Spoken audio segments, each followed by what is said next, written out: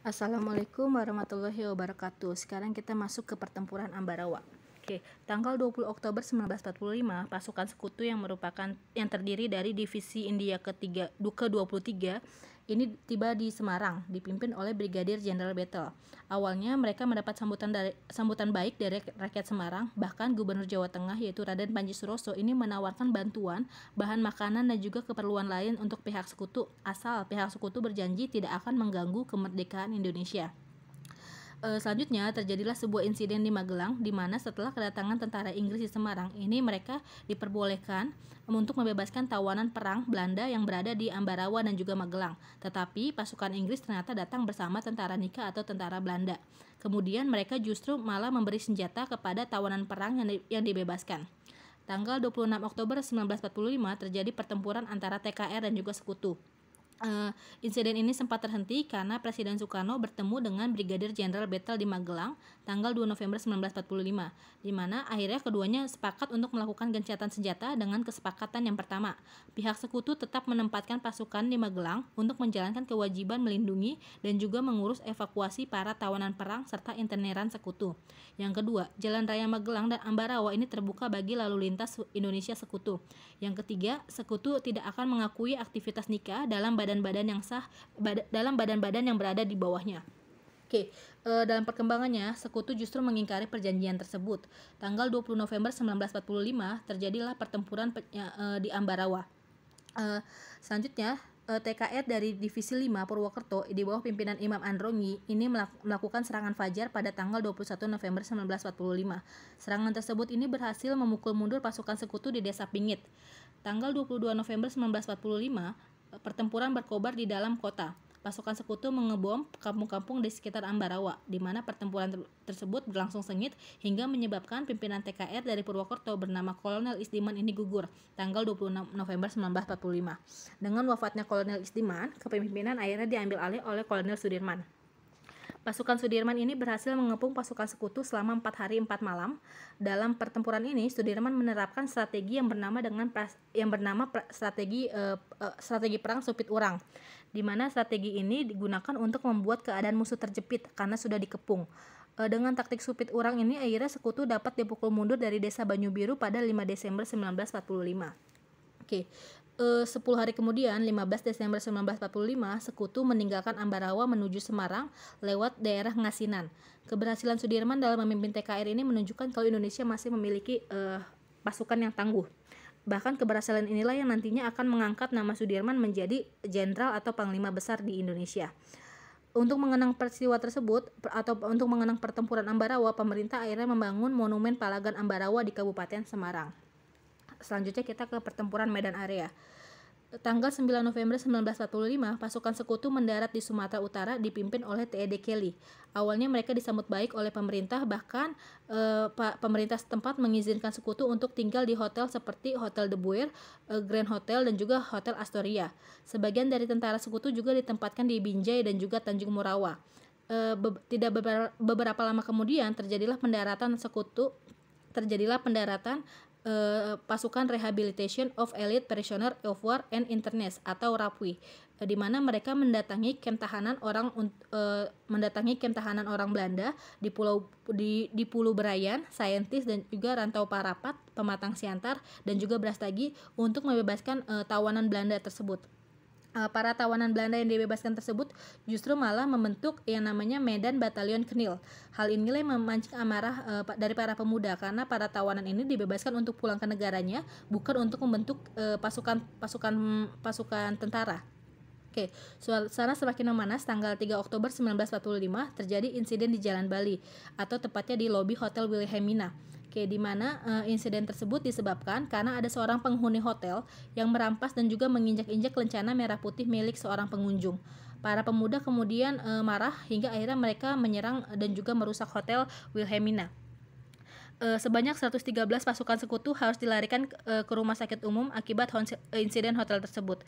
Insiden tersebut dikenal dengan nama Balistrad Affair atau Balistrad Affair karena Hotel Wilhelmina berada di Jalan Bali. Tanggal 18 Oktober 1945, pasukan sekutu mengultimatum agar pemuda menyerahkan senjata kepada para sekutu. Pasukan sekutu juga melakukan teror di sejumlah tempat. Mereka menyerahkan kekuasaan kepada Nika untuk mengadakan patroli. Jadi yang berjalan-jalan bukan pasukan sekutu, justru pasukan Nika. Bentrokan senjata antara para pemuda dan sekutu akhirnya tidak dapat dihindarkan karena akhirnya dalam bentrokan ini banyak pasukan sekutu yang tewas. Karena banyaknya pasukan sekutu yang tewas, 1 Desember 1945, pasukan sekutu akhirnya memasang papan-papan bertuliskan fix boundaries Medan Area di berbagai sudut kota Medan, di mana akhirnya istilah Medan Area menjadi populer. Bentrokan antara pemuda dan juga Nika ini menjalar ke seluruh kota Medan, bahkan ke kota lain seperti Pematang Siantar dan juga Brastagi. Hal ini dilakukan dengan cara pasukan sekutu ini melakukan aksi pembersihan terhadap unsur-unsur republik yang ada di kota Medan. Selanjutnya tindakan tersebut akhirnya mendapat balasan dari pemuda, di mana insiden tersebutlah yang mengawali terjadinya pertempuran Medan Area. Karena apa? Karena pasukan sekutu berkeinginan untuk melakukan pembersihan terhadap semua unsur republik. Tanggal 10 Agustus 46, komandan pasukan yang berjuang di Medan Area mengadakan pertemuan di tebing tinggi, di mana pertemuan ini berhasil membentuk Komando Resimen Laskar Rakyat di Medan Area. Laskar ini dibagi menjadi 4 sektor, setiap sektor dibagi menjadi 4 subsektor. Dalam setiap sektor terdapat kekuatan 1 batalion, jadi intinya ada 8 batalion. Laskar Rakyat Medan Area ini berpusat di Trepes. Pembentukan Laskar ini menjadikan perjuangan rakyat Medan semakin terorganisasi. Walaupun seperti itu, ini tetap tidak berhasil ya. Selanjutnya kita ke peristiwa Bandung Lautan Api. Pasukan sekutu tiba di Bandung tanggal 12 Oktober 1945 dipimpin oleh Kolonel McDonald. Selanjutnya ketika mereka datang ke kota Bandung, mereka mendorong pasukan Indonesia akhirnya kedatangan mereka ke kota Bandung ini mendorong pasukan Indonesia bersama rakyat bersiaga untuk mempertahankan kota Bandung dari penguasaan sekutu. Karena apa? Kedatangan sekutu ke kota Bandung ini bertujuan untuk menguasai kota Bandung. Selanjutnya tanggal 24 November 1945, Hotel Homan dan juga Hotel Prenger ini digunakan sebagai markas sekutu. Ini dijadikan sebagai salah satu objek serangan bagi pejuang Indonesia. Hal inilah yang menjadikan Kolonel McDonald ini memberi ultimatum kepada Gubernur Jawa Barat agar segera mengosongkan kota Bandung Utara paling lambat 29 November 45 jam 12 siang. Ultimatum dari McDonald ini tidak dihiraukan oleh para pejuang, bahkan para pejuang ini membangun pos-pos pertahanan. Kondisi tersebut akhirnya memicu pertempuran antara pasukan sekutu dan juga bentrokan antara kedua belah pihak yang berlangsung sampai bulan Maret 1946. Jadi bayangkan selama 4 bulan terjadi peperangan. Pihak sekutu ini berupaya mengadakan komunikasi tingkat daerah, tetapi ditolak oleh Panglima Divisi 3 Jenderal Abdul Haris Nasution. Akibatnya, sekutu menyampaikan ultimatum yang kedua kepada Perdana Menteri Sultan Syahrir tanggal 23 Maret 1946, di mana ultimatum tersebut berisi peringatan agar selambat-lambatnya jam 12 malam tanggal 24 Maret 1946, pasukan TKR beserta laskar-laskarnya harus mengosongkan kota Bandung dan mundur sejauh 11 km dari titik 0 km. Dengan ada tekanan dari sekutu, Sultan Syahrir meminta Abdul Haris Nasution untuk memenuhi ultimatum tersebut. Setelah itu, kedua tokoh tersebut mengadakan pembicaraan, di mana Jenderal Abdul Haris Nasution beserta jajaran pasukan TKR akhirnya setuju untuk memenuhi ultimatum tersebut. Namun, sebelum meninggalkan kota Bandung, TKR dan juga rakyat membakar sebuah gedung yang ditinggalkan, di mana pembakaran gedung tersebut bertujuan agar gedung-gedung tersebut tidak dapat digunakan oleh sekutu. Oleh karena itulah peristiwa ini dikenal dengan nama istilah Bandung Lautan Api. Oleh karena itu makanya kita jarang melihat bangunan Belanda di Bandung Selatan, karena Bandung Selatan dibakar semua sama para rakyat. Istilah Bandung Lautan Api ini dibuat oleh seorang wartawan bernama Aceh Bastaman atau jurnalis bernama Aceh Bastaman, di mana dia menuliskan berita kalau Bandung terbakar itu di sebuah surat kabar bernama Surat Kabar Suara Merdeka. Selanjutnya kita ke peristiwa Puputan Margarana. Peristiwa Puputan Margarana ini dikenang dalam monumen Bajrasandi. Jadi ada sebuah monumen di Bali bernama Monumen Bajrasandi, di mana monumen ini dibangun untuk mengenang peristiwa rakyat Bali dalam melawan Belanda yang dikenal dengan peristiwa Puputan Margarana. Peristiwa Perebutan Margarana ini dimulai tanggal 2 sampai 3 Maret 1946 ketika Belanda mendaratkan sekitar 2.000 tentaranya di Bali. Saat itu I Gusti Ngurah Rai sedang sebagai letnan kolonel di Bali sedang berada di Jogja. Selama di Jogja, I Gusti Ngurah Rai ini mengadakan pembicaraan dengan markas tertinggi TRI mengenai pembinaan resimen Sunda Kecil dan juga strategi untuk menghadapi Belanda. Setelah pulang dari Jogja, I Gusti Ngurah Rai datang ke Bali dan dia menemukan kesatuan resimennya dalam keadaan terpecah belah. Jadi ada yang mendukung Belanda, ada yang tetap mendukung Indonesia.